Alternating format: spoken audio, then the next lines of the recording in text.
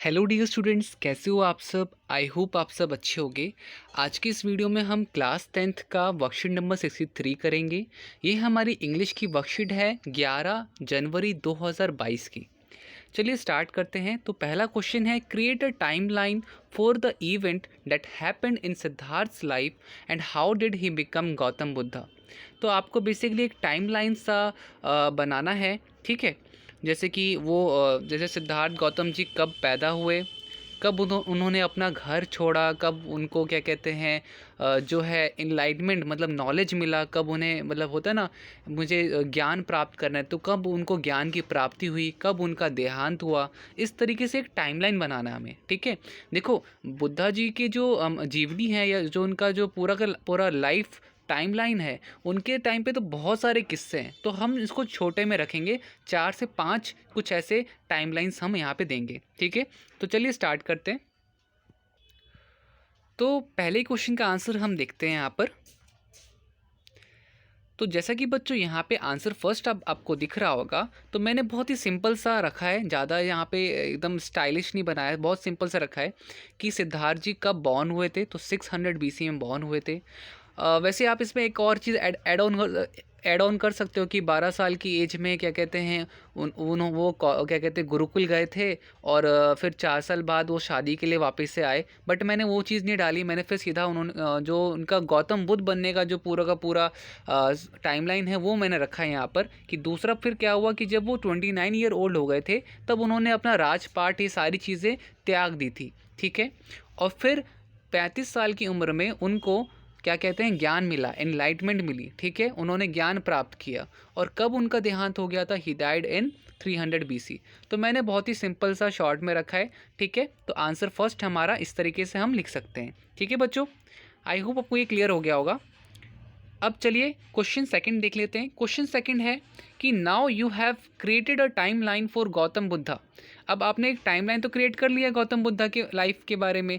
इनके बारे में एक ब्रीफ नोट इनके बारे में लिखिए, 60 से 70 वर्ड, मतलब ये बच्चों कम से कम लगभग 7 से 8 लाइन का आंसर आपका यहाँ पे होना है। तो मैं इसका आंसर आपको दिखा देता हूँ। तो आंसर फर्स्ट तो हो गया, आंसर सेकंड देख लेते हैं। ये वाला नहीं बच्चों, मैं आपको दिखा देता हूँ कौन सा आंसर।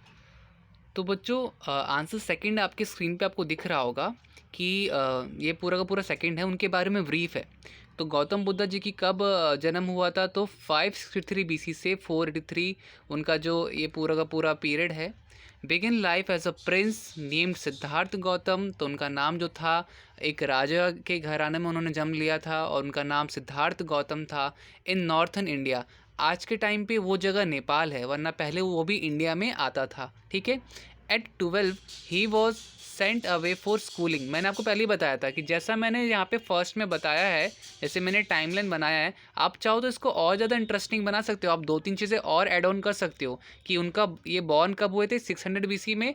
फिर इनको एक और लाइन आप यहाँ पे खींच करके लिख सकते हो कि ये स्कूल कब गए, फिर इसके बाद इनकी शादी कब हुई। आप ये लाइनें ऐसे डाल सकते हो, बट मैंने सिंपल रखा है, ठीक है। ये आंसर भी आपका 100% सही है, ओके।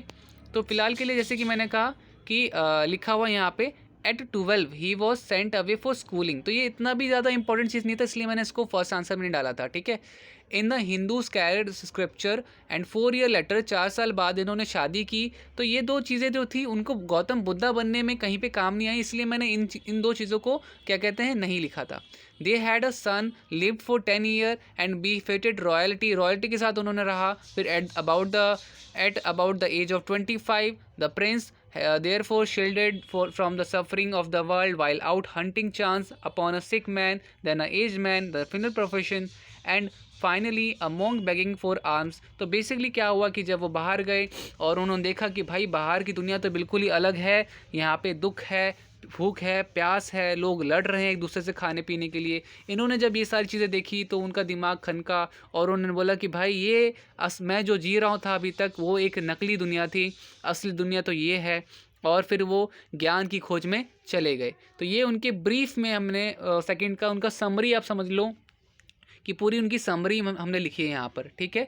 तो आंसर सेकंड हमारा यहाँ पर मैंने बहुत ही शॉर्ट में लिखा है, इससे ज़्यादा शॉर्ट में आंसर आपको यहाँ पे नहीं मिलेगा, ठीक है। बेसिकली मैं आपको बता दूँ, ये जो आंसर मैं लेके आया हूँ ये सिर्फ वर्कशीट का ही आंसर है, ठीक है। आपकी पुरानी वर्कशीट का ही आंसर था, तो ये बेसिकली इससे अच्छा आंसर ये और सिंपल आंसर आपको नहीं मिलेगा कहीं पर, ठीक है।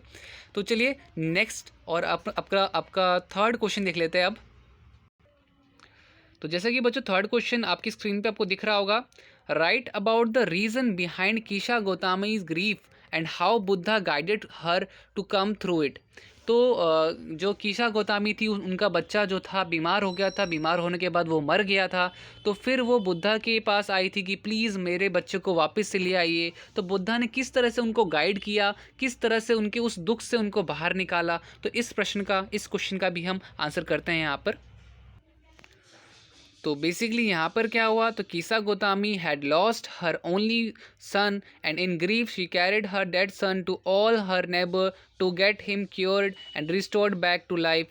Finally, she went to Buddha asking him for medicine to cure her boy. So Buddha told her to procure mustard seeds from a house where none had died. तो उसने क्या बोला कि भाई मैं आपके बच्चे को क्या करूँगा, मैं आपके बच्चे को ठीक कर सकता हूँ, बट आप मुझे मस्टर्ड सीड्स लेकर के आ जाओ, मगर मस्टर्ड सीड उस घर से होने चाहिए जहाँ पे कोई भी हाउस में कोई भी फैमिली मेम्बर ना मरा हो, चाहे वो किसी के फादर हो, किसी की मदर हो, हस्बैंड हो, पति हो, पत्नी हो, बच्चा हो, बेटी हो।